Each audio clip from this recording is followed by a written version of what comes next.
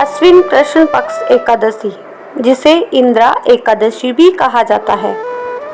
धर्मराज युधिष्ठिर ने श्री कृष्ण भगवान से कहा, हे मधुसूदन, मनभावन मुरारी, हे माधव, हे मनमोहन, अब आप कृपा करके अश्विन कृष्ण पक्ष की एकादशी की महिमा या महात्म्य के विषय में बताएं। श्री कृष्ण ने कहा, हे नृपश्रेष्ठ, इसे इंदिरा एकादशी भी कहते हैं।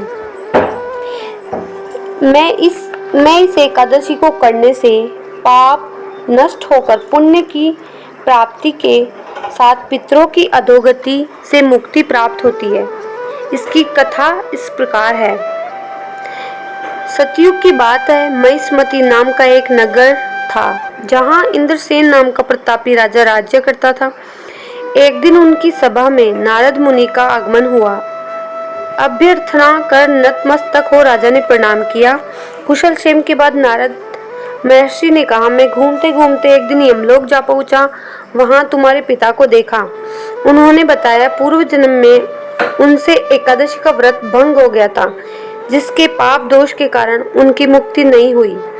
अब उन्हें यमपुरी में रहना पड़ रहा है।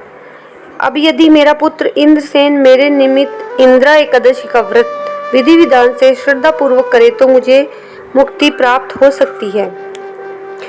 राजा इंद्रसेन के पूछने पर नारद जी ने कहा, अश्विन माह की कृष्ण पक्ष की दशमी को पितरों का श्राद्ध करे। दिन में एक समय भोजन व रात्रि को भूमि पर शयन करे।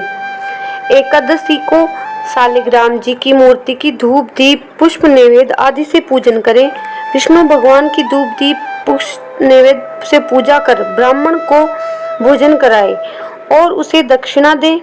उसी भोजन में से ब्राह्मण को भोजन देवे। उसी समय गौ को भी थोड़ा भोजन देवे। रात्रि जागरण कीर्तन करे। द्वादशी भोजन के पूर्व इस व्रत के फल का संकल्प पिता के निमित्त कर देवे। जैसे मुनि श्रेष्ठ नारद ने बताया, राजा इंद्रसेन ने वैसा ही किया, जिससे उसके पिता को स्वर्ग लोक प्राप्त हो गया। राजा इंद्रसेन को भी इसी व्रत के पुण्य से मृत्यु के बाद स्वर्ग प्राप्त हुआ। इस कथा को पढ़ने सुनने से अनंत फल प्राप्त होता है। जय श्री कृष्णा। आप भी इस कथा को जरूर सुने।